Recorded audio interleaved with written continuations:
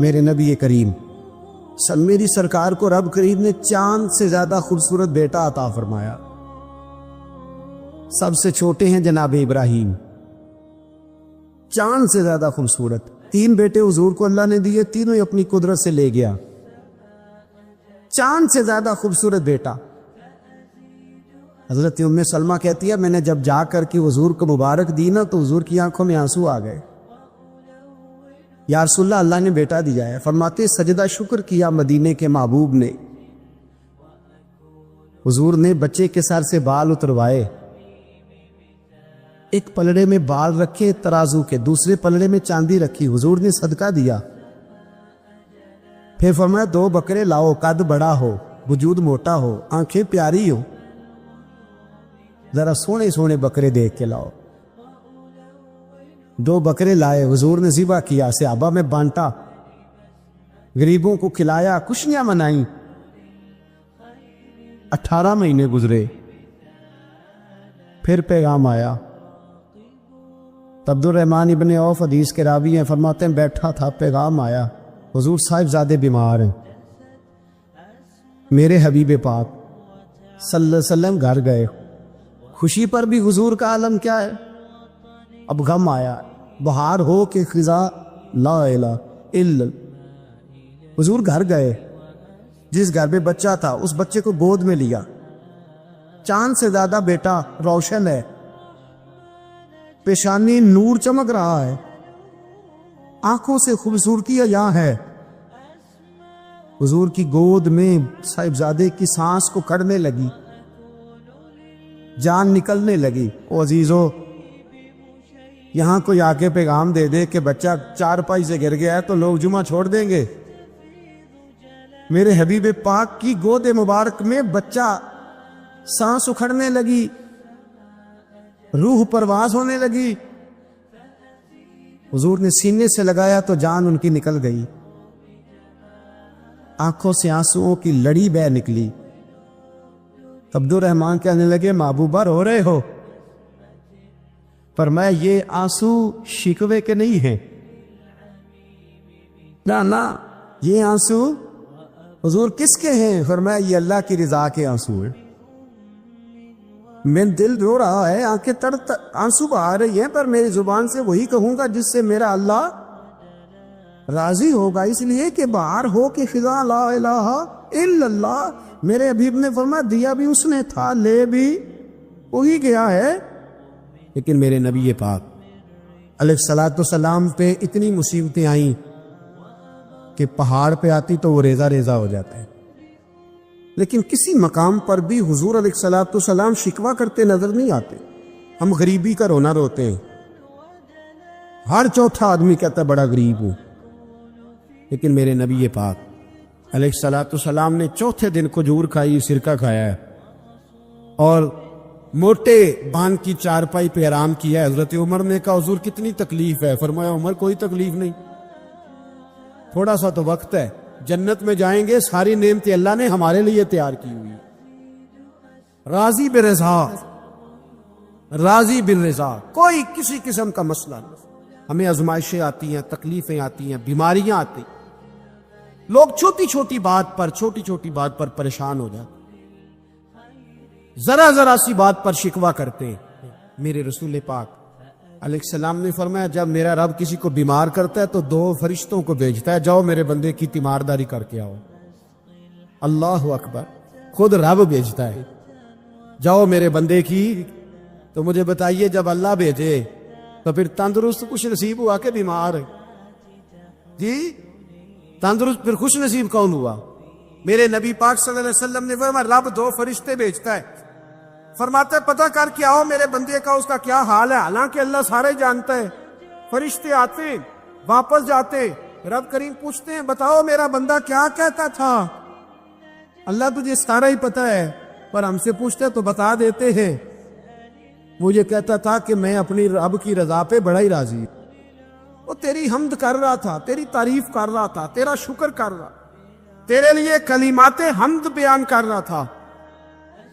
تو میرے نبی پاک علیہ السلام فرماتے ہیں، اللہ فرشتوں سے فرماتا ہے سنو، پھر اگر میں اپنے بندے کو اس بیماری میں شفا دوں گا تو اس تندرستی سے زیادہ اچھی تندرستی دوں گا جو پہلے اسے عطا کی ہوئی، پہلے سے اچھی صحت دوں گا، اور اگر اسے اس بیماری میں موت دوں گا تو پھر مرتے ہی اس کے لیے میں جنت کا فیصلہ فرما دوں گا۔ بھائی جب تو راضی بالرضا رہتا ہے، راضی بالرضا، بڑی سادی سی بات ہے بھائی، آپ گھر گئے روٹی مانگی تو اگر کسی نے کہا نا کہ اتنی تھکاوٹ ہے ٹائم پہ آیا کرے اس وقت، تو روٹی تو وہ بھی مل گئی اور اس میں لذت ہے، وہ سکون نہیں، وہ سکون نہیں۔ میری اماں جی سالن پکا کے رکھ لیتی تھی تو روٹی جب بھی کوئی مانگتا تھا تو تازی بنا کے دیتی، ان کی طبیعت تھی۔ تو میں اکثر ان سے کہتا کہ اماں جی پکا کے رکھ دیا کرو، کہتے تمہیں خوشی نہیں ہوتی جب تمہاری اماں تازی پکا کے دیتی ہے؟ خوشی ہوتی ہے، طبیعت میں خوشی ہوتی، ان کا مزاج تھا، ذوق تھا، تو ہم سمجھتے تھے یار یہ بڑی سعادت کی بات۔ تو آپ گھر گئے رات کو تو گھر والوں سے کہا روٹی، تو فوراً اٹھے، فوراً، اور انہوں نے کھانا تازہ بنایا اور ساتھ یہ بھی کہا باہر سے نہ کھایا کرے، بندہ بیمار ہو جاتا ہے۔ کتنی ٹھنڈک پہنچتی آدمی کے دل کو، سکون ملتا۔ تو بھائی بیماری تو آپ نے کاٹ لی، لیکن ساتھ کہو ہو بڑا بیمار ہوں، میں نے تو اتنے گناہ بھی نہیں کیے، ظلم بھی نہیں کیا، آگے کو کچھ بھی، اب بیماری تب بھی کٹ گئی۔ پر بڑی آزمائش، مریض ڈاکٹر کے گلے پڑ رہا، اس کے لواحقین جھگڑے کر رہے، بیماری وہ بھی کٹ گئی۔ اور ایک بیمار وہ ہے جو چارپائی پہ لیٹا ہے اور کہتا ہے جس طرح میرا اللہ راضی اسی طرح میں بھی راضی، تو بیماری اس کی بھی کٹ گئی۔ حضرت یونس علی نبینا علیہ الصلوۃ والسلام نے ایک دن حضرت جبریل امین ملنے آئے تو جناب یونس علیہ السلام کہنے لگے اے جبریل، اللہ کے نیک بندوں میں جو اللہ کو اس وقت سب سے زیادہ پسند ہے نبیوں کے بعد، جو کرنا بات تھا، جو سب سے زیادہ اللہ کو پسند ہے نبیوں کے بعد ولیوں میں، اور سب سے زیادہ اللہ جس کو اللہ کی بارگاہ میں عبادت گزار لکھا جاتا ہے، میری اس بندے سے ملاقات کرا۔ تو حضرت جبریل نے جناب یونس علیہ السلام کو ساتھ لیا تو ایک شخص کے پاس پہنچے جو آنکھوں سے اندھا تھا، دونوں ہاتھ اس کے سلامت نہیں تھے اور پورے جسم میں پیپ جاری تھی، ریشہ تھا۔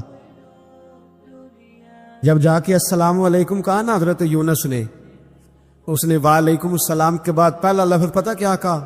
اس نے کہا یا اللہ تیرا شکر ہے، یا اللہ تیرا، آپ بھی ادا کریں اللہ کا شکر، یا اللہ تیرا، اللہ تیرا شکر ہے۔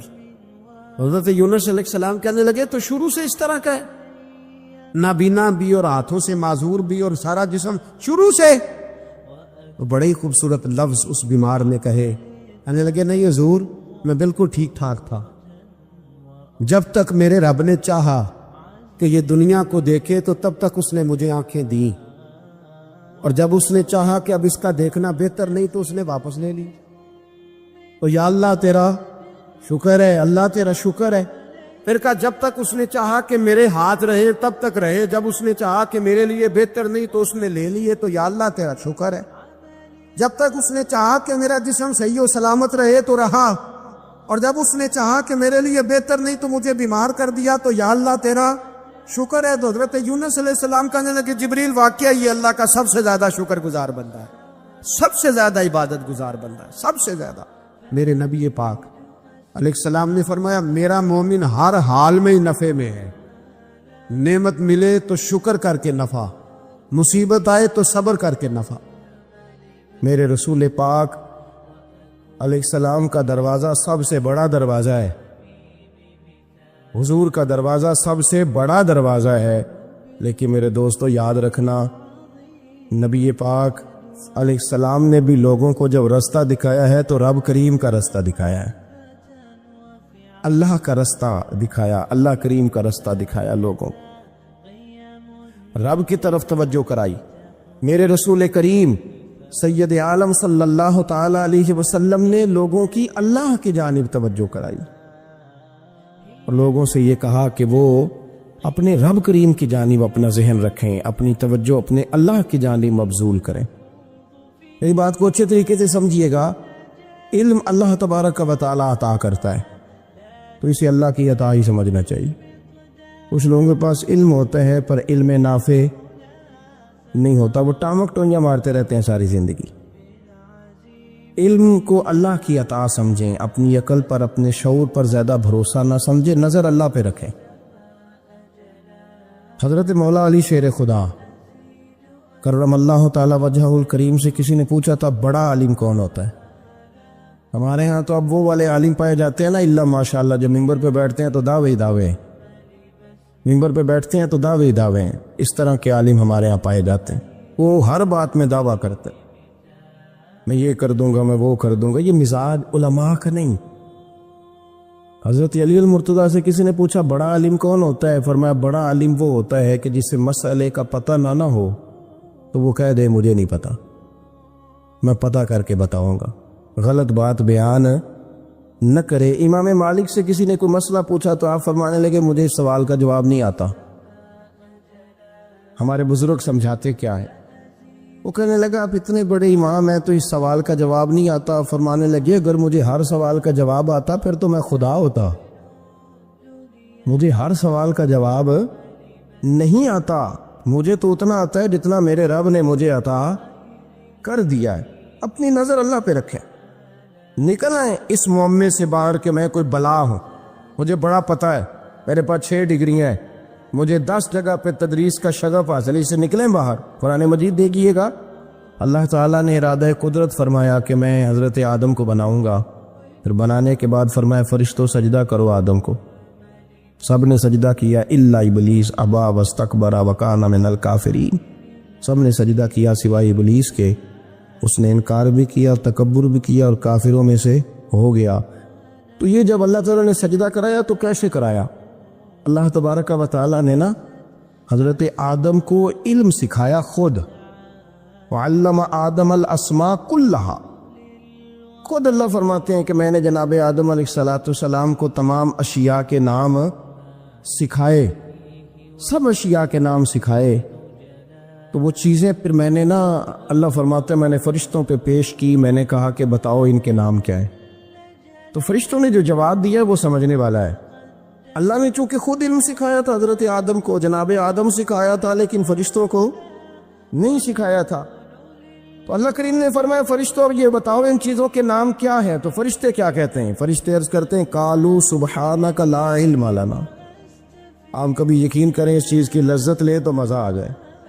کہا قالوا سبحانک، کہنے لگے تو پاک ہے، قالوا سبحانک، کہنے لگے تو بھئی آدم علیہ السلام کو نام سکھا لیے، پھر فرشتوں کے سامنے وہ چیزیں پیش کر کے کہا ان چیزوں کے نام بتاؤ، تو فرشتے کیا کہتے ہیں؟ کہتے قالوا سبحانک، تو پاک ہے، لا علم لنا، ہمارے پاس کوئی علم نہیں، الا ما علمتنا، ہمیں تو اتنا پتہ ہے جتنا تو نے ہمیں سکھا دیا، ہمیں تو اتنا پتہ ہے جتنا تو نے ہمیں، لا علم لنا، ہمارے پاس کوئی علم نہیں ہے، اتنا ہی پتہ ہے جتنا تو نے ہمیں سکھا دیا ہے، اس سے زیادہ ہمارے پاس علم، اور یہ کیوں تو نے ہمیں جتنا سکھایا اتنا پتہ ہے۔ فرشتے یہ نہیں کہتے یا اللہ تو زیادہ سکھا، آدم کو دیا تو ہمیں بھی دے، یہ نہیں فرمایا، فرمایا انک انت العلیم الحکیم، اے اللہ تو علم والا بھی ہے اور حکمت والا بھی ہے، تجھے پتہ ہے کس کو کتنا دینا ہے، جتنا تو نے مناسب سمجھا جناب آدم کو دیا، اور جتنا تو نے بہتر سمجھا وہ تو نے ہمیں عطا فرمایا۔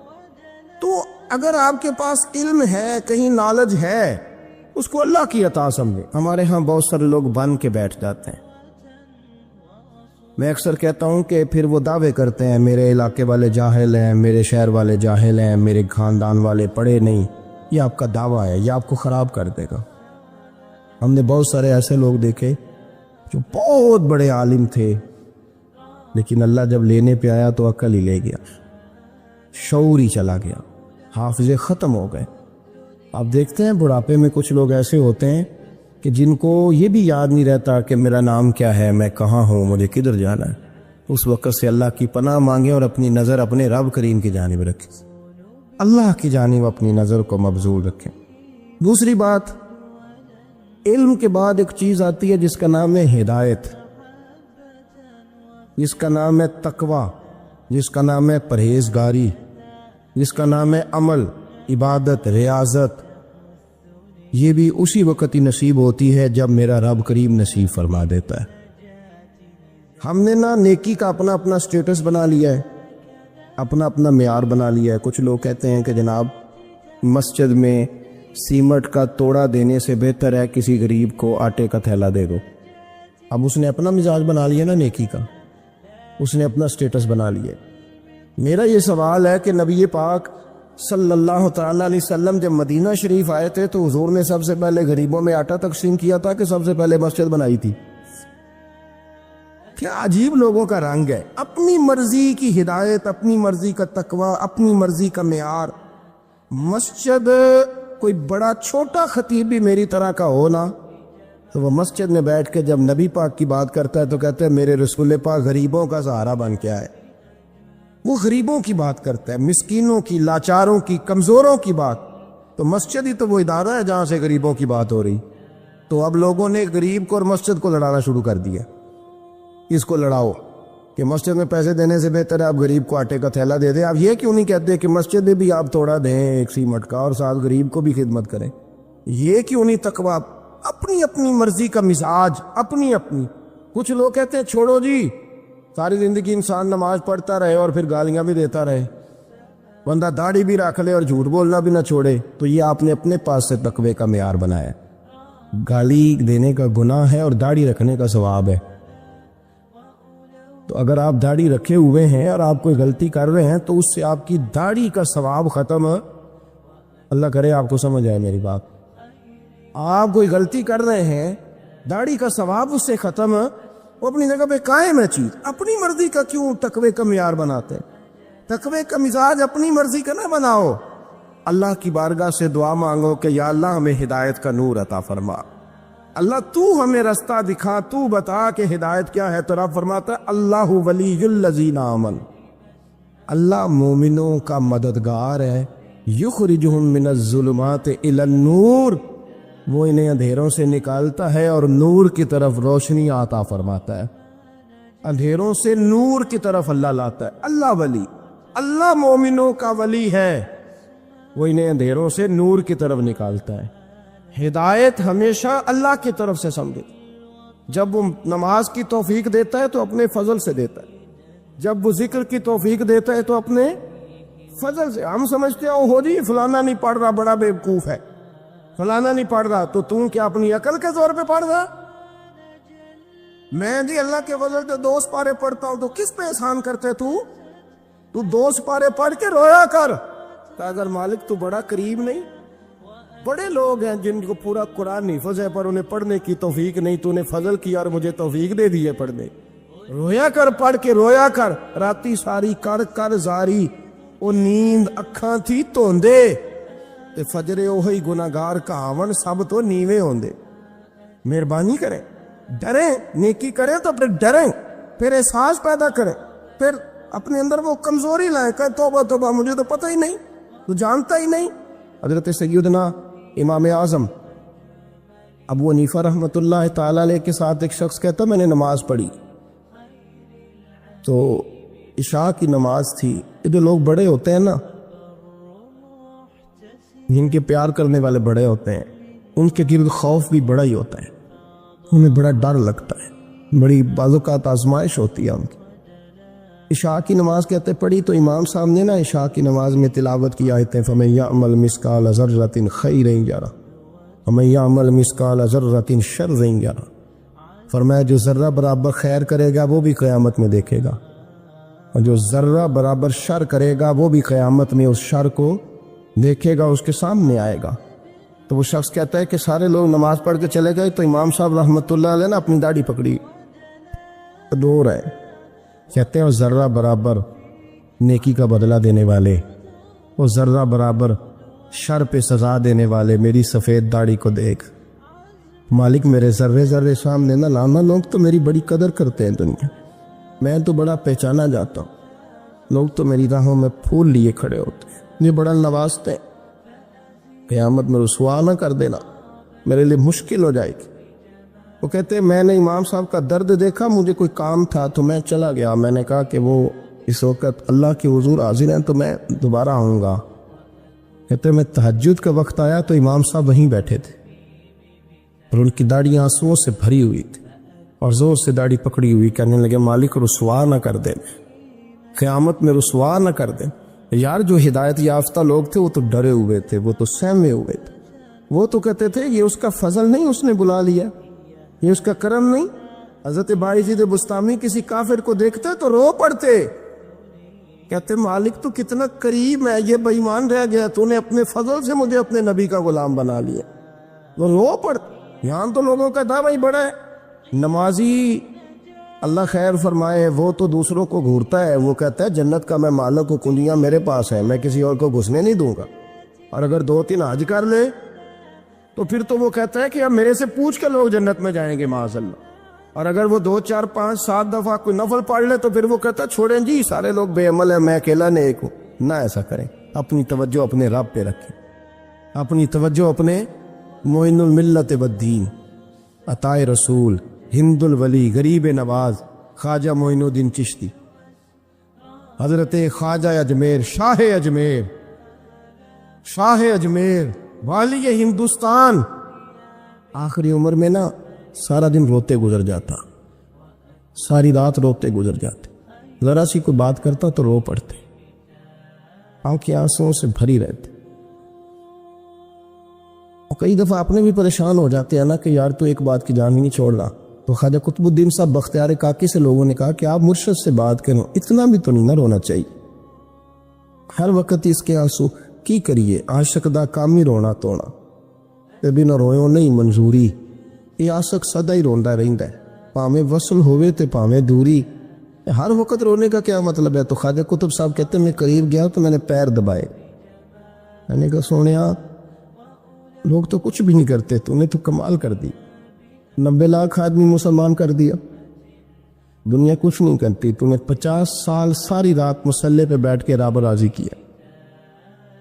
تو شہزادہ تھا، حضور کی اولاد تھا، لیکن معین الدین تیرا ایک پلاٹ بھی نہیں، تو نے طالب علم پالے، تو نے غریبوں کو دیا، تو نے نوازا، کوئی شے نہیں تیرے پاس، ہر چیز تمہیں، ساری رات روتے ہو، سارا دن روتے ہو۔ تو خواجہ قطب الدین صاحب کہتے ہیں میں نے جب عرض کیا تو خواجہ صاحب مجھے گلے لگا لی، چیخ مار کے روئے، کہنے لے قطب الدین پتر داڑھی سفید ہو گئی، جانے کا وقت آ گیا، جو تو نے نیکیاں گنوائی ہیں وہ ہیں صحیح میرے پاس، پر یار کی بارگاہ میں پیش کرنے کے قابل ایک بھی نہیں، تو بارگاہ تو دیکھ کتنی بڑی ہے، رسول کریم کی بارگاہ میں پیش کرنے کے قابل ان میں سے ایک بھی نہیں، تو آستانہ دیکھ کتنا بڑا ہے، کیا پیش کروں گا، کیا عرض کروں گا حضور کی بارگاہ میں، کس طرح؟ وہ یار جو بڑے تھے وہ تو ڈرے ہوئے تھے، سہمے ہوئے تھے، وہ تو بڑی آزمائش میں تھے، لیکن میرا اور آپ کا رٹا 2 نمازیں پڑھ کے 6 نمازوں کا دعویٰ کرنا اور لمبی چوڑی کہانیاں بنانا اور اپنے منہ سے اپنی تعریفیں کرنا، اس سے تھوڑا باہر آئیں۔ رزق بھی میرا اللہ ہی دیتا ہے، علم بھی اللہ دیتا ہے، رزق بھی۔ بڑے بڑے فقیروں کو مالدار ہوتے دیکھا، بڑے بڑے مالداروں کو فقیر ہوتے دیکھا، بڑے بڑے، میرے ایک بڑا سخی قسم کا سجن ہے، بڑا پیارا ہے، میں اسے سخی مانتا ہوں، میں نے اپنی پریشانیوں کے دنوں میں بھی اس شخص کو سخی دیکھا۔ ایک دن رات کو مجھے ٹیلی فون کر کے کہنے لگا کدھر ہو؟ میں نے کہا میں گھر ہوں۔ نہیں اکثر سفر میں ہوتے ہو نا؟ میں نے کہا طبیعت کیسی ہے؟ ٹھیک ہے، بس حال چال پوچھنا تھا۔ میں نے سمجھائی، میں نے کہا یار یہ کوئی مسئلہ ہے، ورنہ رات کے 2 بجے کوئی حال پوچھنے کو فون تو نہیں نہ کرتا، کوئی مطلب ایسا تو مسئلہ نہیں نا۔ تو میں نے بیک کال کی، میں نے کہا یار میری بات سنو، مسئلہ کیا؟ کہ کچھ نہیں دل کر رہا تھا۔ میں نے کہا میری گل سن، رہے ہیں اسی 4-5 سال کٹھے، میں تین جاننا، اصل بات کر۔ کہنے لگا مکان بھی بڑا ہے، سارا کچھ ٹھیک ہے، پر وہ بڑے بے نیاز ہے، کچھ حالات اس قسم کے آ گئے ہیں کہ لوگوں کو بتاؤں بھی تو لوگ ماننے کو تیار نہیں، زیادہ نہیں، مجھے نا تھوڑے سے پیسوں کی ضرورت ہے، کوئی 15-20 ہزار اگر مل جائیں، میری ضرورت۔ آپ یقین کریں میں روتا رہا ساری رات۔ میں نے کہا مہربانہ تیرا کس طرح کراں، اس سے لے کے زمانہ استعمال کرتا تھا، پر بے پرواہی ویخ نہ سجڑ دی، جتھے کسے دی پیش نہ جاوے، انہیں تاجاں والے در در رولے تے منگتے تخت تخت بٹھا دے سجنا کسی نو کارا مل دئی کوئی کعبے خالی آوے واللہ خیر الرازقین کہتے تو دائیں بائیں نہ جا رزق تو تجھے میں دوں گا میں ہوں بہتر رزق دینے والا بڑے بڑے بادشاہ بڑے بڑے شہنشاہ بڑے بڑے لوگ ہاتھوں میں کاسے فقیریاں ام ربیہ کہا کرتی تھیں بڑی نیک اور صالح خاتون تھی وہ کہتی ہیں کہ میں نا بڑے امیر آدمی کی بیوی تھی اپنے شوہر کے ساتھ چھت پہ بیٹھی تھی تو نیچے فقیر مانگنے والا آیا اس نے بڑے درد سے صدا کی تو میں نے اپنے شوہر سے کہا کچھ دینے کا دفع کر ان لوگوں نے دھندا بنایا ہوا ہے کہتے میں میکے سے بھی بڑا مال لے کے آئی تھی میرے ماں باپ بڑے امیر تھے تو میں نے نا چوری اپنے خامر سے نظر بچا کے باتھ روم جانے کے بہانے گئی اور نیچے جا کے 5 دینار میں نے اس فقیر کی ہتھیلی پہ رکھے کہتے اس نے 5 دینار دیکھے پھر میری طرف دیکھا تو میں نے اس کی آنکھوں میں آنسو چمکتے دیکھے کہنے لگے بی بی رب تیرا بھلا کرے میں 3 دنوں کا بھوکا ہوں کہ وہ چلا گیا میں گھر آ گئی جب باہر آئی تو میرا شوہر کہنے لگا تو اتنی اب اتنی تو تیز ہو گئی ہے اور تو اتنی خود مختار ہو گیا میرے بغیر پوچھے مال خرچ کرے گی جا تجھے 3 طلاقیں کہتی میں بالدار اور وزادار باپ کی بیٹی تھی طلاق لے کے گھر آئی تو میرا باپ ٹوٹ کے چارپائی پہ چلا گیا اوہو یہ کیا بن گیا بڑی تکلیف رہی 1-2 سال کے بعد میرے ابا نے میری شادی کر دی اب جس شوہر کے پاس گئی وہ بڑا نیک تھا پرہیزگار تھا اللہ نے بہترین صلہ دیا کتنی چھت پہ بیٹھی تھی دروازے پہ فقیر آیا میں نے شوہر سے کہا کچھ دے دوں کہنے لگا 5 نہ دینا 15 دینا 20 دینا میں فقیر ہوں میں نے فقر سے دولت دیکھی ہے اسے خالی نہ لوٹانا کہتی ہے کہ میں نیچے گئی اور جب میں نے اس کی طرف دینار بڑھائے تو میری چیخ نکلی پیسے پھینکے میں بے ہوش ہو کے گری میرا شوہر نے آ کے اٹھایا اندر لے گیا پانی منہ پہ چھڑکا کہنے لگا تجھے کیا ہوا کہنے لگی یہ جو مانگنے آیا یہ میرا پہلا شوہر تھا وہی تھا جو کہتا تھا کہ تو 5 دینار دے آئیے جا تجھے 3 طلاقیں پڑھو نا حدیث پاک میرے نبی پاک علیہ السلام نے فرمایا ایک بندہ گنجا تھا گنجا کوئی ترتیب آگے پیچھے ہو جائے تو مفہوم کے لحاظ سے لیکن میں مفہوم اس کا واضح کرتا ہوں ایک گنجا تھا کوئی شے نہیں تھی سر پہ بال بھی نہیں تھے رویا کرتا تھا اللہ تعالیٰ نے فرشتے کو بھیجا تجھے کیا چاہیے تو کہنے لگا بال آ جائے اور تھوڑا مال آ جائے فرشتے نے ہاتھ پھیرا تو بال بھی آ گئے تو بکریاں بھی آ گئیں لائنیں لگ گئیں مال ہی مال ہو گئے دوسرے کے پاس گیا وہ کوڑا تھا اس کو جا کے کہا کیا چاہیے کہنے لگا شفا ہو جائے اور کچھ اللہ تعالیٰ آسانی کر دے شفا بھی ہو گئی گائیں بھی دے دی بھینسیں بھی دے دی مال ہی مال ہو پھر ایک کے پاس گیا وہ اندھا تھا تجھے کیا چاہیے اس نے کہا آنکھیں مل لیں اور کچھ ساتھ اللہ مال دے دے اونٹ ہی اونٹ ہو گئے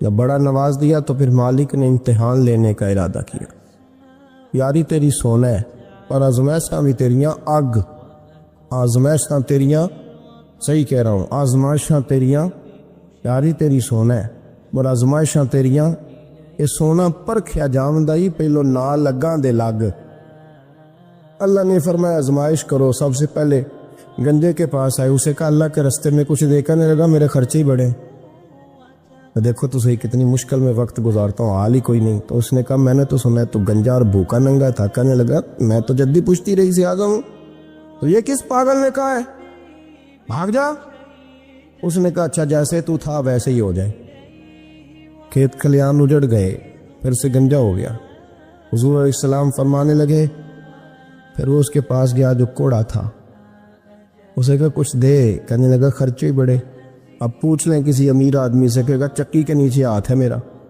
میرے سے زیادہ تو پریشان بندہ ہی کوئی نہیں کیا بتاؤں آپ کو اتنا ٹیکس ہے اتنا جرمانہ ہے فلانی شیف بڑا کچھ گنواتے ہیں لوگ اس نے کہا میں نے تو سنا تو پہلے کوڑا تھا اس نے کہا جا دوڑ جا میں تو رئیس اعظم ہوں دادا بھی پردادا بھی اور ساری نسل ہی اس نے کہا اچھا جیسے تو تھا ویسے ہی ہو جائے پھر وہ گیا اندھے کے پاس اور جا کے کہا اللہ کے نام پہ کچھ دے تو کہنے لگا رب کے نام پہ یہ کھڑے ہیں اونٹ جتنے تیرے دل کرے لے دا اس نے کہا کیا مانا اس بات کا کہنے لگا یار تجھے کیا بتاؤں میں تو اندھا تھا میں نے تو کبھی دنیا دیکھی نہیں تھی پھر اس کریم نے فضل کیا تو مجھے بڑا کچھ دکھایا میں کیا بتاؤں، میرا دل کر رہا ہے کہہ دوں کہ پر اس نے کعبہ دکھایا، پر اس نے روضہ رسول دکھایا، پھر اس نے ریاض الجنہ کے سجدے دکھا، پھر اس نے اپنے محبوب کے دروازے کی رونقیں دکھائیں۔ اس نے بڑا کچھ دیا، اس نے بڑا نوازا۔ میرے پاس تو شاید میں بدکار پرانا خادم، کسے در ملی نہ ٹوئی، اے واصف یار نے نظر جو کی تھی، پھر واصف ہی ہوئی۔ یہ تو اس کا کرم ہوا۔ تو یہ وہ کہنے لگا تو اللہ کے نام پہ جان مانگ، میں وہ بھی دینے کو تیار۔ میرے پاس تو شے کوئی نہیں تھی، مجھے تو اپنا پتہ ہے، میں تو کوئی شے نہیں تھا، کچھ نہیں تھا میرے پاس۔ یہ تو ان کا کرم ہے کہ روخن کا ادھر ہے، اور مختصر سی میری کہانی ہے، یہ جو بھی ہے ان کی مہربانی ہے۔ تو وہ کہنے لگا میں بھی کچھ لینے نہیں آیا تھا، تیری آزمائش ہی کرنے آیا تھا، تیری عزتیں بھی سلامت رہیں گی، تیرا مال بھی سلامت رہے گا، تیری شفا بھی۔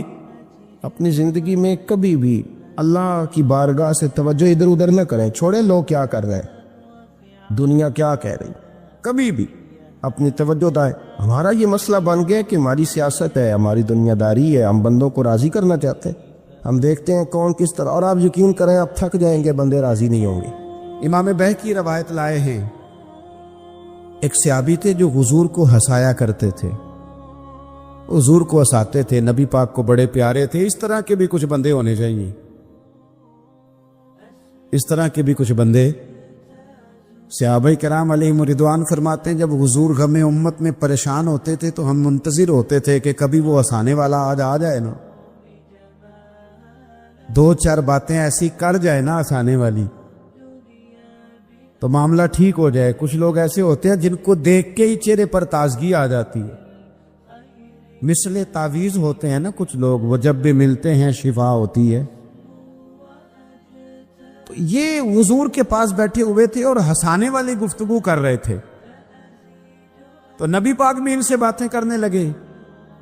تو بات کرتے کرتے نا حضور نے انگلی ان کی طرف بڑھائی، تو ان کے وجود کو انگلی لگ گئی۔ ایک تو وہ روایت ہے نا کہ صفیں سیدھی کراتے وقت حضور تیر کے ساتھ صفیں سیدھی کرا رہے تھے، تو ایک صحابی کے پیٹ پہ لگ گیا، انگلی لگ گئی۔ عجیب دیوانے ہیں، کہنے لگے آپ نے مجھے تکلیف دی ہے، معاذ اللہ، انگلی چبھو دی، میں نے تو بدلہ لینا ہے۔ ہمارے ہاں مسئلہ یہ بن گیا ہے کہ کوئی بڑا آدمی بھی اپنے آپ کو قانون کے حوالے نہیں کرتا۔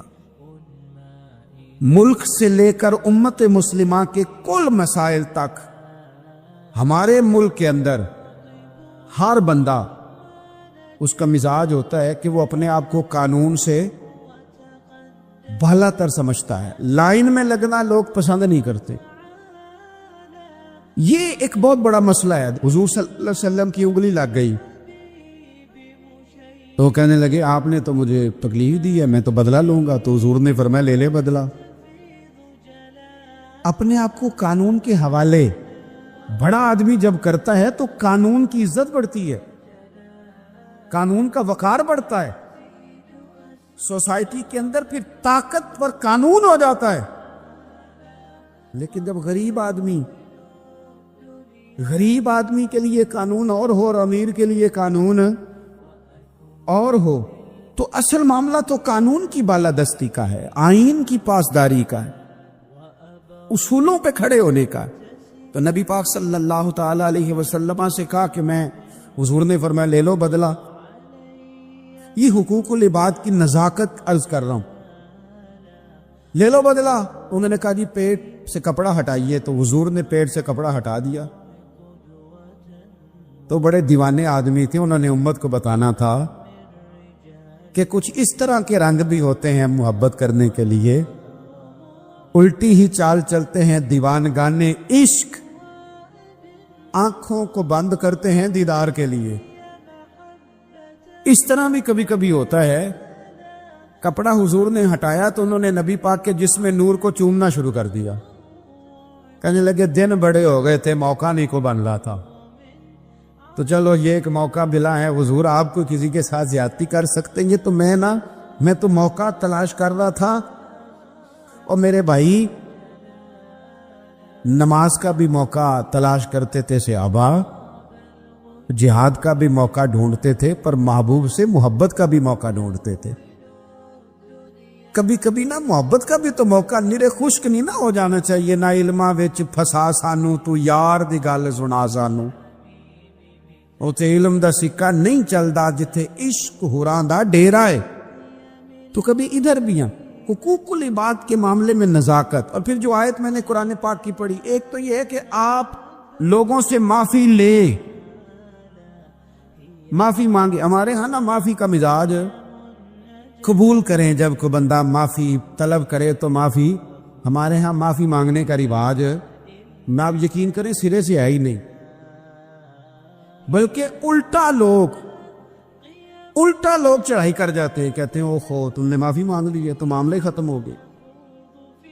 اور جو آدمی، میں بڑے زمانے سے کہہ رہا ہوں کہ میرے ملک میں ایک رواج بنتا جا رہا ہے، جس کی زبان جتنی زیادہ سخت ہوتی ہے اس کا عروج اتنا زیادہ ہوتا ہے. جو تھوڑا سا شرافت کا مظاہرہ کرے لوگ اسے بزدل سمجھ لیتے ہیں. عزیز بھائیوں، اپنی زندگی میں معافی مانگنے کا مزاج بنائیں. آپ طلب کریں کہ یار مجھ سے غلطی ہو گئی، میں انسان ہوں. آپ یقین کریں ڈھیر سارے لوگ ہیں جن کے ذمہ ڈھیروں معافیاں ہیں، لیکن ان کا مزاج نہیں، ان کی طبیعت نہیں، ان کا تکبر آڑے آ گیا ہے. اور میرے نبی پاک صلی اللہ تعالی علیہ وآلہ وسلم نے فرمایا تھا یہیں بدلہ دے دو کسی کا دینا ہے تو، یہیں معافی لے لو یہیں. ورنہ فرمایا یاد رکھنا قیامت کے دن تو اس طرح ہوگا کہ اگر سینگ والی بکری نے بغیر سینگ والی بکری کو مارا ہوگا اسے بھی قیامت میں بدلہ دینا پڑے گا. یہی معافی تلافی لے لو یہی. تو ہمارے ہاں مزاج نہیں، مزاج بنائے نا آپ، معافی کا مزاج بنائے. رسمی ویسے معافیاں مانگتے ہیں، آج بجا رہا ہوں بھائی اگر کوئی ہو گئی تو معاف کر دینا، یہ تو رسم ہے، تو بڑی دنیا ادا کرتی. آپ کو پتہ ہے کہاں آپ کو معافی لینی ہے. تو جہاں جہاں اس طرح کے معاملات ہیں وہاں آپ کلیئر کریں. صحیح بخاری میں حدیث ہے حضرت ابو ذر غفاری سے، جب کسی نے کہا کہ آپ نے اسی طرح کے کپڑے خود پہنے ہیں جس طرح کہ آپ کے غلام نے پہنے، یہ کیا معاملہ ہے؟ تو فرمانے لگے، اعلانیہ خود بتانے لگے، فرمانے لگے مجھ سے ایک دفعہ غلطی ہو گئی تھی، میں نے ایک غلام کو جھڑک دیا تھا تو نبی پاک نے مجھے تنبیہ فرمائی تو میں نے اس غلام سے معافی بھی مانگی، اور اس دن سے لے کر آج تک میں جس طرح کا خود لباس پہنتا ہوں اسی طرح کا اپنے غلام کو پہناتا ہوں. تو وہ خود بیان کر رہے ہیں، وہ لوگ اظہار کر رہے ہیں کہ ہم نے یہاں نبی پاک علیہ الصلوۃ والسلام کے تنبیہ کرنے پر ہم نے اپنے غلام سے، خادم سے یا کسی غلام سے معافی مانگی. تو معافی مانگنے سے بندے کا قد کبھی چھوٹا ہوتا ہے؟ میرے نبی پاک علیہ السلام نے فرمایا جو معافی مانگ لے اللہ تو اس کی عزت میں اضافہ کر دیا کرتا ہے. تو اس لیے ایک تو جہاں یہ معاملہ ہے وہاں، اور دوسری جو آیت میں نے تلاوت کی اس میں اللہ کہتا ہے کہ غصہ پی بھی جاؤ، معافی مانگو بھی اور معاف کر بھی دو. والکاظمین الغیظ والعافین عن الناس، فرمایا وہ لوگ جو غصہ پی جاتے ہیں اور لوگوں سے درگزر کرتے ہیں، لوگوں سے درگزر کرتے ہیں. واللہ یحب المحسنین، اللہ ان احسان کرنے والوں سے محبت فرماتا ہے، ان سے اللہ پیار کرتا ہے.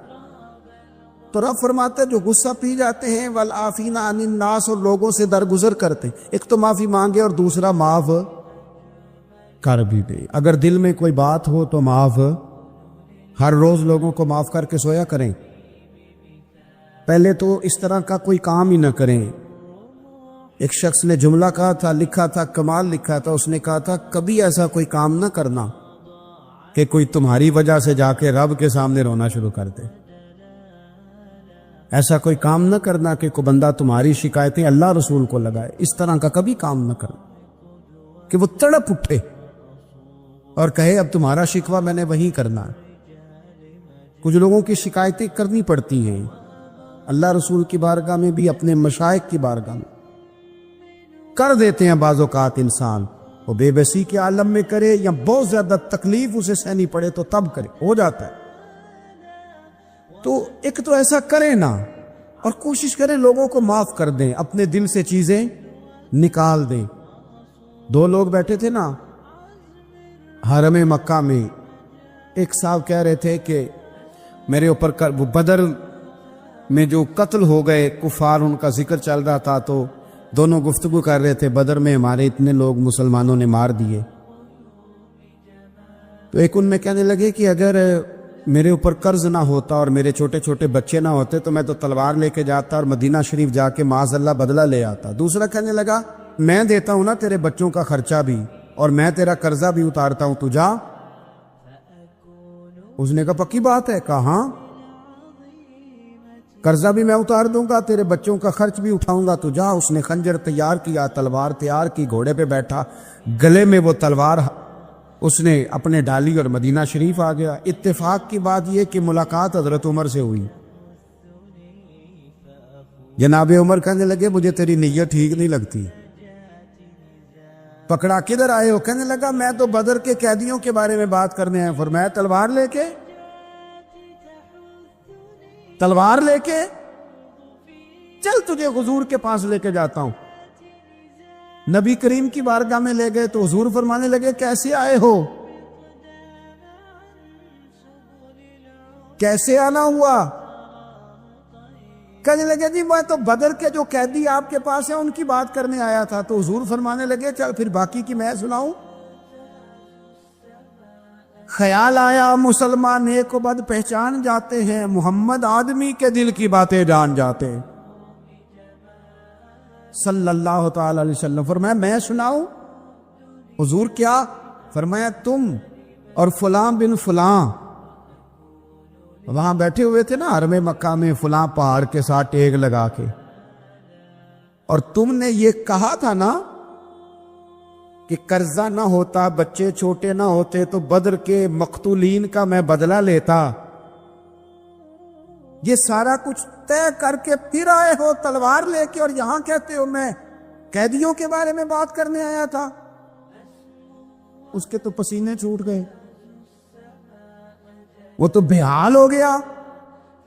اس نے کہا اس کا تو سوائے اس کے اور میرے کسی کو نہیں پتا، اور اگر آپ کو پتا چل گیا ہے تو پھر آپ اللہ کے سچے رسول ہیں۔ تو حضور اگر آپ کو پتا چل گیا ہے کہ میں قتل کرنے کے ارادے سے آیا ہوں، میں معاذ اللہ بدلہ لینے آیا ہوں، اللہ کرے آپ کو سمجھ آئے میری بات کی۔ یعنی ایک تو یہ ہے کہ بندہ وہ پکڑا گیا ہے، اور ایک یہ کہ کسی کو پتا چل گیا ہے کہ یہ اس کام آیا ہے۔ پھر لوگ جب معافی دیتے ہیں تو بڑی کہانیاں سنا کے دیتے ہیں، ایسے نہیں دیتے۔ حضور اب آپ کو پتا چل گیا ہے تو کیا کریں گے؟ تو حضور فرمانے لگے تو بتانا تیرے ساتھ کیا کریں۔ اس نے کہا کہ میں نے سنا ہے آپ معاف بڑا کر دیتے ہیں۔ یعنی یہ گھر سے کو پیار کرنے نہیں آیا، پھولوں کا گلدستہ لے کے نہیں آیا، تلوار لے کے آیا ہے، لیکن یہ میرے محبوب کا حوصلہ ہے۔ اور آیا بھی این مسلمانوں کے بیچ ہے، جو چاہیں اس کے ساتھ کر سکتے ہیں۔ اس نے کہا معاف کر دیں، تو حضور نے فرمایا جا میں نے معاف کیا۔ حضور نے معاف کیا۔ وہ کہتا حضور معاف کر رہے تھے اور رب میرے دل میں ایمان کو تازگی عطا فرما رہا تھا۔ حضور نے معاف کیا اور میں نے کلمہ پڑھنا شروع کر دیا۔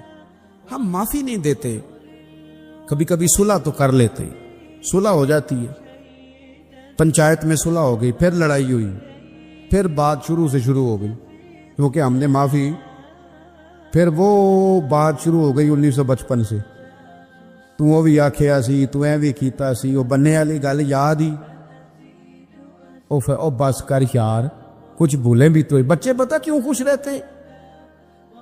آپ کو پتہ ہے بچے کیوں خوش رہتے ہیں؟ بچوں کو بات بھول جاتی ہے، اس لیے بچے، اماں نے ادھر 2 تھپڑ مارے 3-4 منٹ پہلے، اور اگلے 5 منٹ میں اماں نے پھر ماتھے کا بوسہ لیا تو بھول گئی بات۔ اللہ کرے کوئی تھوڑے تھوڑے بچے بھی بن جائیں۔ یہ جو بہتے سیانے ہیں نا، ان کا بھی اللہ ہی حافظ ہے، عقل زیادہ آ گئی ہے نا، اس لیے اقبال جیسے لوگوں نے کہا تھا خرد کی گتھیاں سلجھا چکا ہوں، یا رب مجھے صاحب جنوں کر دے، صاحب جنوں کر دے، صاحب اللہ کوئی تھوڑا سا مجھے مجنون بھی بنا، یہ زیادہ عقل تو کسی کام کی رہی نہیں، پاگل کر دی، پاگل کر دی۔ بہت سارے لوگ ایسے زیادہ سمجھدار ہوتے ہیں، لہذا معافی دینے کو تیار ہے، معافی دیں، جب کوئی معافی کا مطالبہ کرے تو اسے معافی۔ اچھا میں آپ سے نا کسی کی بات نہیں کرتا، ایک مثال میں آپ کو ذاتی دیتا ہوں۔ میں آج ہی سوچ رہا تھا، مجھے نا بہت سارے لوگوں نے دیکھا ہوتا ہے کیمرے کی آنکھ سے، کسی نے یوٹیوب پہ دیکھ لیا، ٹی وی پہ دیکھ لیا، کسی اور جگہ دیکھ لیا، تو انسان کا نا ایک مزاج ہوتا ہے کہ جس چیز کو وہ کبھی کسی دیوار کے پردے کے پیچھے دیکھتا رہا ہے وہ اچانک سامنے آ جائے تو کئی دفعہ بندہ پریشان بھی ہو جاتا ہے، کبھی کبھی بندہ پریشان بھی ہو جاتا ہے۔ میں نا اتفاق کی بات ہے میری زندگی کچھ زیادہ مصروف ہے، ایک دوست ایسے تھے جو مجھے نا کچھ 3-4 سال سے کہہ رہے تھے ٹائم دے دے، ٹائم دے دے، اور وہ ٹائم لینا چاہ رہے تھے۔ اپنے ان کے والد جو تھے وہ تھوڑے سے معذور تھے، تو کہہ رہے ابا جی کی بڑی خواہش ہے، کسی وجہ سے ٹائم بنتا نہیں تھا، سال 2-3 گزر گئے، بالآخر وقت بن گیا، میں ان کے گھر گیا محفل پہ۔ اب وہ مجھے اچانک دیکھ کے نا تو حالت ان کی اس طرح کی ہو گئی کہ وہ جو کچھ بھی گھر میں موجود تھا نا، جو بھی یعنی جو سالن کل کا پکا تھا وہ بھی لے آئے، وہ اٹھا، اچار بھی لے آئے۔ اب میں ان کی کیفیت دیکھ رہا ہوں، کچھ امیر لوگ بھی بڑا پیار کرتے ہیں لیکن بعض اوقات غریبوں میں جذبات ذرا زیادہ ہوتے ہیں، کچھ غریبی تھی، کچھ وہ جذبات تھے، کچھ وہ شوق تھا، کچھ وہ درد تھا، کچھ وہ سمجھ نہیں آ رہی۔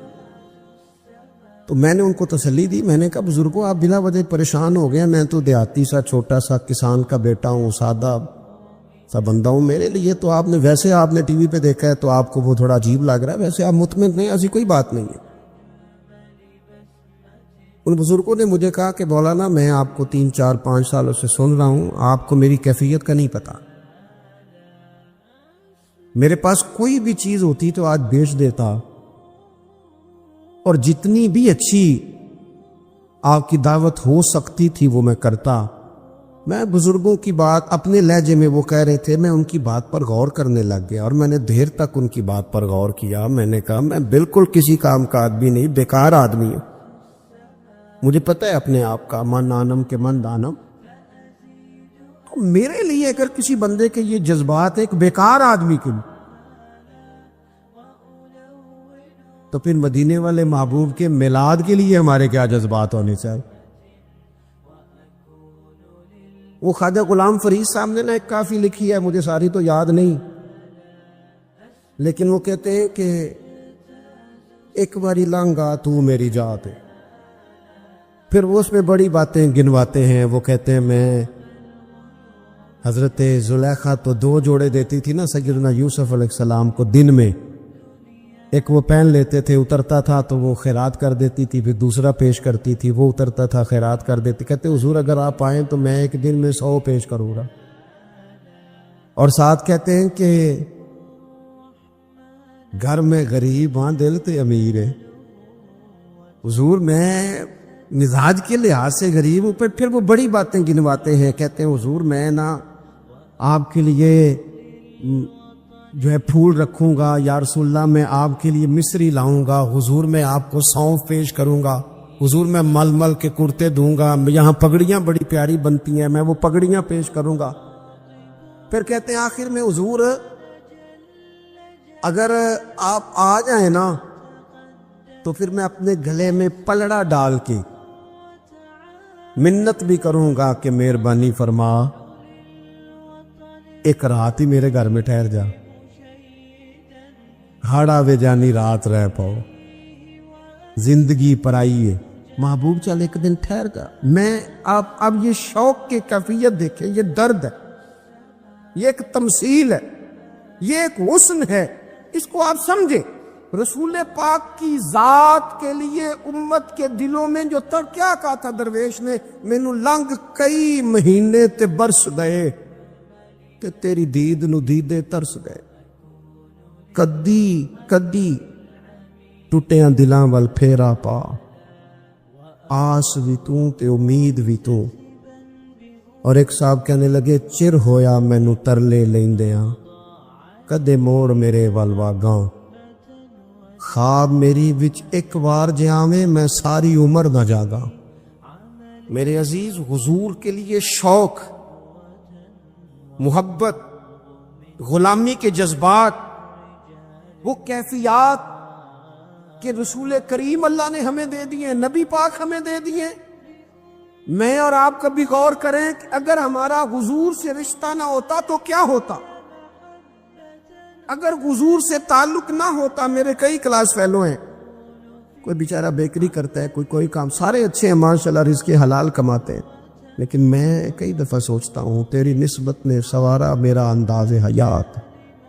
मैं अगर तेरा ना होता सगे दुनिया होता। मेरे करीम रसूल ने आके कहा था सैयदना बिलाल से कि बिलाल तेरे कदमों की आवाज़ मैंने जन्नत में भी सुनी है, मैंने तेरे कदमों की आवाज़ जन्नत में भी। तो हज़रत बिलाल रो पड़े, कहने लगे या रसूलल्लाह, फिर वही बात है, ये तो अल्लाह ने एहसान किया है ना, हमें आप अता फरमाए हैं, से सबूत ना मंगो मैथो, ये नजरे करम कद होई, ए मैं जाना या मेरा दिल भर जाने, गैर ना जाने कोई, से सबूत ना मंगो मैथों, नजरे करम कद होई, ए मैं जाना या दिल भर जाने, ए गैर ना जाने कोई।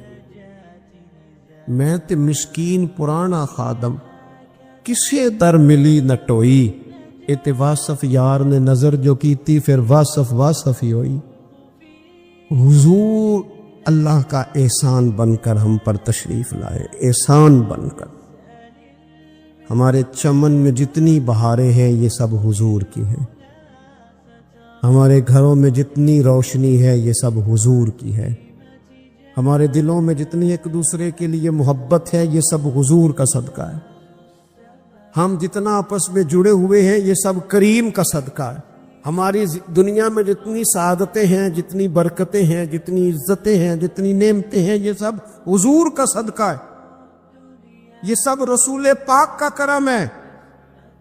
फिर हमें भी सुबह से शाम तक मदीने वाले का जिक्र करना चाहिए, हुजूर पे दुरूद पढ़ना चाहिए, नबी पाक की नात से जुड़ जाना चाहिए, अपने दिलों को कशकोल बनाकर रब से हुजूर के नाम की खैरात मांगनी चाहिए। हमें भी गदा बन जाना चाहिए रसूल पाक के दरवाजे का, हमें भी हर वक्त अपनी कल्बी कैफियत हुजूर से लगा देनी चाहिए। हमें भी रोज क्या कहते हैं मेरे इमाम, कहते हैं मांगेंगे मांगे जाएंगे, मुंह मांगी पाएंगे। सरकार में न ला है न हाजत अगर की है, कहते हैं लबवा हैं, आंखें बंद हैं, फैली हैं झोलियां, कितनी मजे की भीख तेरे पाक दर की है, कितनी मजे की भीख तेरे पाक दर की। अपना ताल्लुक हुजूर से जोड़े। दुनिया की मोहब्बत, माले दुनिया की मोहब्बत, हुजूर फरमाते हैं ये हर बुराई की जड़ है। जब किसी शख्स को प्यार हो जाए कि मैंने पैसे ही जमा करने हैं, दौलत इकट्ठी करनी है, माल ही जमा करने हैं, जब उसका ये ज़हन बन जाए तो फिर वो किसी चीज़ की परवाह नहीं करता। उसे हुकूक ज़ाया होते नज़र आए तो होते रहें, यतीमों का माल है कि गरीबों का माल है कि ज़कात का माल है कि खैरात का माल है कि किस चीज़ का माल है, किसी शरी पाबंदी का लोग ख्याल नहीं करते। गलबा तो कर गई दुनिया की मोहब्बत। ये दुनिया की मोहब्बत जिस तरह हर बीमारी की जड़ है, नुकसान करती है। हमें अपने आप से पूछना चाहिए, सवाल करना चाहिए कि दिल क्या चाहता है। दरअसल ये सीने में है, धड़कता है, तो बुनियादी तौर पर सुबह से शाम तक इसकी तलब क्या है, इसकी चाहत क्या है, ये हमें देखना चाहिए ना। जिस तरह दुनिया की मोहब्बत तबाही पैदा करती है ना, इसी तरह अगर मोहब्बत हो जाए ना अल्लाह रसूल से, अब रब रसूल से हो जाए प्यार, तो भूख भी बड़ा ही मजा देती है। اللہ رسول سے ہو جائے پیار تو ان کی طرف سے آنے والے سکھ جتنی لذت دیتے ہیں دکھ بھی اتنا ہی مزہ دیتے ہیں. اور درویش کہتے ہیں دکھ قبول محمد بخشا، بس راضی رہن پیارے. پھر وہ تکلیفیں، وہ آزمائشیں، وہ پریشانیاں، وہ غربتیں، وہ وقتی طور پر لوگوں کے تانے، وہ تنقید، وہ طنز، وہ پھپتی، یہ ساری چیزیں مزیدار ہو جاتی محبت اللہ رسول سے ہو. ہم نے اپنی طبیعتوں میں چاہت کی، رب رسول کی محبت کی وہ خاص لذت نہیں پیدا کرتے جو ہونی چاہیے. محافل بھی ہوتی ہیں، روزے بھی آتے ہیں، حج بھی ہوتے ہیں، عمرے بھی ہوتے ہیں، لیکن حج عمرہ اللہ رسول کے لیے ہے کہ فوٹو کے لیے؟ محفل اللہ رسول کے لیے یا فرنٹ سیٹ کے لیے؟ رب رسول کی تعریف ہوگی یا 15-20 لوگوں کی لسٹ پہلے پڑھ کے سنائی جائے گی کہ فلانا بھی مہمان خصوصی ہے، فلانے کی زیر نگرانی ہے، فلانا بھی آیا ہے، فلاں نے بھی کہا تھا کہ ذرا بھائی. جب تک اس میں غلبہ، یہ ایک بڑی سادی سی بات ہے اور یہ اہم سبق ہے. دل سے پوچھ لیں پیار کسے کرتا ہے. اور کسی بندے کو دھوکہ دیا جا سکتا ہے، کسی کو اپنی باتوں سے متاثر کیا جا سکتا ہے، کسی آدمی کو دکھایا کچھ، بتایا کچھ جا سکتا ہے، کچھ چھپایا جا سکتا ہے. حضور علیہ الصلوۃ والسلام فرماتے ہیں رب نہ تمہارا چہرہ دیکھتا ہے نہ تمہاری جیب دیکھتا ہے، مالک تو جب دیکھتا ہے تمہارا دل ہی دیکھتا ہے. تو دل کی کیفیت اللہ کو پتہ ہے. دل بے چین اس لیے رہتے ہیں کہ یہ جو پیاس اور جو طلب کرتے ہیں وہ ہم انہیں پہنچاتے نہیں. دل بے قرار اس لیے رہتے ہیں کہ یہ رب رسول کی محبت سے ٹھنڈے ہوں. ہم ادھر ادھر کی چاہتے لیے پھرتے ہیں. ان کے اندر بے قراری اس لیے ہے کہ ہم نے امیدیں لوگوں سے وابستہ کر لی ہیں جو لوگوں سے نہیں کرنی چاہیے تھی، اللہ رسول سے کرنی چاہیے. ہم نے اسباب کو اختیار کرنا ہے، بھروسہ اسباب پر نہیں، بھروسہ تو اللہ تعالیٰ پہ کرنا ہے. تو جب تک دیکھیں نا قرآن مجید نے کیا کہا، قرآن مجید نے کہا والذین آمنوا اشد حبا للہ، فرمایا وہ لوگ جو ایمان لے آئے وہ اپنے رب سے شدید محبت کرتے، اپنے رب سے پیار کرتے ہیں. ان کے سجدے بوجھ نہیں، ان کے سجدے تو لذت ہے. انہیں نماز کے لیے لانا نہیں پڑتا، جبر نہیں کرنا پڑتا، ان کے تو دل کھچے چلے آتے ہیں. ان کو تو پیار ہو گیا، رات ساری بیت گئی اور ایک سجدہ بھی مکمل نہ ہوا. وہ تو مال چونکہ اللہ نے دیا ہے تو راہ خدا میں خرچ کرتے وقت ان کی طبیعت کسی قسم کا تکلف نہیں محسوس کرتی، کوئی بوجھ نہیں محسوس کرتی، کیونکہ وہ ہر چیز سے بڑھ کر اللہ رسول سے پیار کرتے ہیں. تو یہ چیزیں ان کے سامنے کبھی بھی رکاوٹ نہیں بنتی. اور دل میں سب سے زیادہ محبت اللہ کی، اور جہاں تک تعلق ہے میرے رسول پاک کا، اللہ کریم نے فرمایا النبی اولی بالمؤمنین من انفسہم، فرمایا یہ جو نبی ہے نا یہ تو مومنوں سے ان کی جانوں سے بھی زیادہ قریب ہے. تو ہر وقت دل کی دھڑکنوں میں، روح کی ٹھنڈک میں، قلب میں، دل میں، روح میں، ذہن میں جو چیز ہر وقت سمائی ہے نا مومنوں کے، وہ رسول پاک کی ذات ہے. اگر رات ساری بندہ یہی سوچتا رہے کہ سویرے یار کس طرح کام چلانا ہے، پیسے کیسے آئیں گے، جو میرے پاس 2 لاکھ ہے اسے 6 کیسے کرنا ہے، اور یہ 6 ہے یہ 12 کیسے ہو سکتا ہے، اور جناب یہ دنیا میری کیسے آگے بڑھ سکتی ہے، اور یہ جو پلاٹ پڑا ہے نا میرے گھر کے بالکل سامنے کیسے کچھ چکر چلے کہ میرا ہو جائے، گاڑی ہے ذرا چھوٹے ٹائروں والی بڑے ٹائروں والی کیسے آ سکتی ہے. اگر 24 گھنٹے منصوبہ بندی دنیا حاصل کرنے سے دین منع تھوڑا کرتا ہے. حضور نے تو فرمایا محنت کر کے کمائی کرنے والا اللہ کا دوست ہے، منع نہیں ہے، لیکن ہر وقت اسی گنتی میں رہنا، اسی کے شمار میں رہنا، الجھ جانا، اور جو اصل چیز تھی اس کو چھوڑ جانا. ہم نا نیکی کرتے ہیں، مومن ہوتے ہیں، لیکن اس کی لذت نہیں پاتے. یعنی اگر نماز پڑھ کے بھی بندہ قرار نہ حاصل کرے، اگر وہ خیرات کر کے بھی اس کی ٹھنڈک نہ محسوس کرے، مسجد آ کے، محفل کرا کے، محفل میں بیٹھ کے، پھر بھی اس سے کوئی روحانیت نہ پا سکے، اس نے بیسیوں علماء سنے، اس نے درجنوں خطباء سنے، اس نے ساری زندگی گزار دی، لیکن اس کے دل کی کیفیت ہی نہ بدلی، وہ لذت خاص ہی اسے نصیب نہ ہو، تو پھر اسے سوچنا چاہیے نا کہ دل میں نا اللہ تعالیٰ نے نا ہر چیز دو دو بنائی ہے، ہونٹ دو، آنکھیں دو، کان دو، ہاتھ دو، پیر، دل اللہ نے ایک ہی بنایا۔ یہ نہیں ہو سکتا کہ چلو ایک طرف مجھے رکھ لو ایک طرف کسی اور کو رکھ لو، دل ہی ایک بنایا ہے۔ وہ کہتا ہے بس دل ایک ہے تو رب رسول ہی رہیں گے، اس میں ادھر ادھر کی چاہتے نہ لے آنا، جب تک دل کے اندر پوری طور پر اللہ رسول کی، بخاری مسلم میں حدیث ہے، نبی پاک علیہ الصلوۃ والسلام نے فرمایا اگر تم چاہتے ہو نا تمہیں ایمان کی لذت نصیب ہو، آپ زیادہ غور کریں میری بات پر، ایک ہے کھانا، ایک ہے مزیدار کھانا، ایک ہے مومن ہونا اور ایک ہے مومن ہونے کا مزہ آنا، لذت نصیب ہونا کہ میں صاحب ایمان ہوں۔ فرمایا اگر تم چاہتے ہو ہر چیز سے بڑھ کر اللہ رسول سے محبت کرو،